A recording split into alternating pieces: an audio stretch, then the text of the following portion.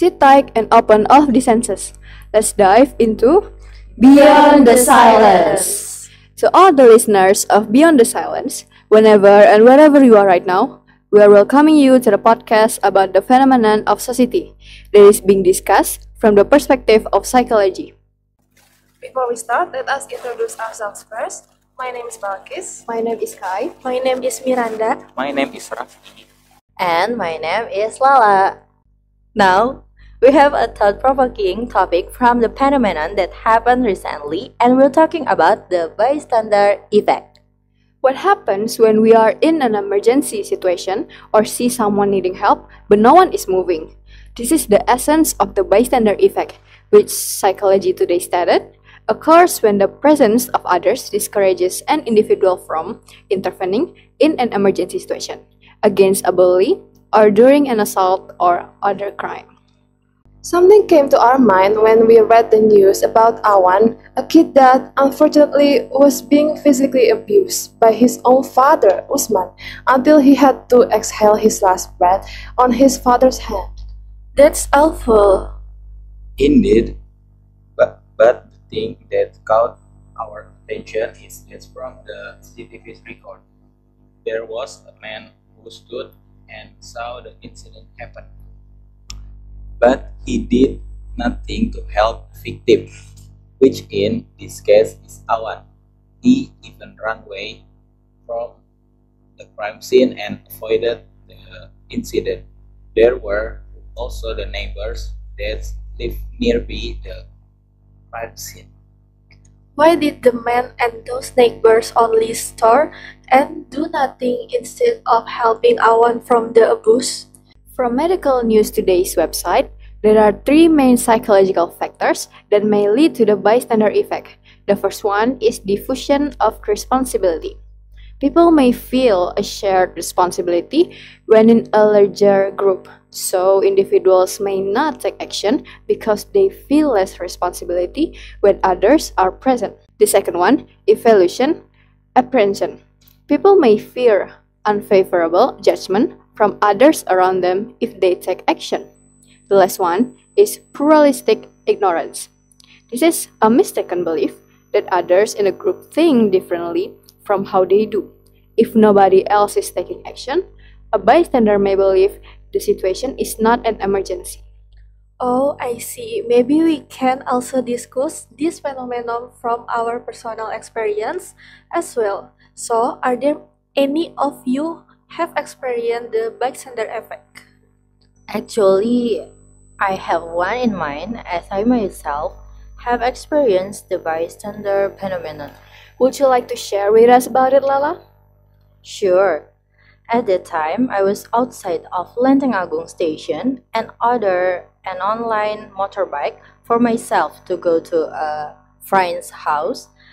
The driver was across the street. I didn't dare to cross the street, so he got off his motorbike and approached me. But this made one of the car users shout at my online driver. He said, "If you want to cross, take the crossing over there." The online driver explained briefly that he wanted to cross me for a moment. The car owner still didn't accept it, so he pulled over and got out of his car. Then they broke out into arguments and clashes for a quiet while. There were so many people watching, and strangely, they just kept quiet, not helping break up at all. I saw that their argument seems to have indication of using violence, so I moved to break it up and didn't forget to video it as evidence if there was violence. I shouted and asked them to stop the arguments. So this bystander effect still happening a lot in our society. Then, how do we prevent the bystander effect phenomenon? Well, there are 5 steps of the decision-making model to the bystander intervention. The first one is noticing the event. The second one is interpreting the event as a problem. Next, taking personal responsibility to intervene, then deciding how you are going to intervene, The last one is taking an action to intervene. People can also memorize the 5 Ds for intervening as a bystander. The first one is distract. Try to diffuse the situation or cause a distraction, such as making a commotion or engaging a person in a small talk to disrupt the harassment. Next one, delegate. Ask for help in intervening, ideally from a person of authority. In an emergency, people should call, for example, 911. The second one is document, if it is safe to do so, and if the person in need is receiving help, take a video or photo, or write notes on the situation and people involved. Then, delay. If possible, check in with the person who is the target of the incident and offer assistance or support. The last one is direct. If the target of the incident and everyone else is safe, speak out against the harasser and their behavior. In a summary, this bystander effect is the theory that people are less likely to help someone in need if others are present.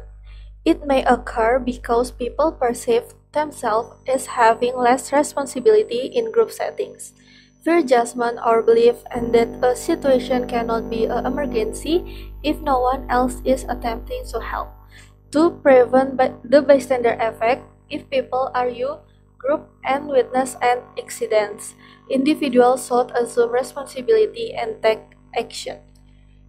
Thank you for joining today's episode. We hope this episode provides further understanding about the bystander effect and how we can collectively shift the paradigm to become more caring individuals. Sincerely, the cast of Beyond the Silence podcast. See you in the next episode.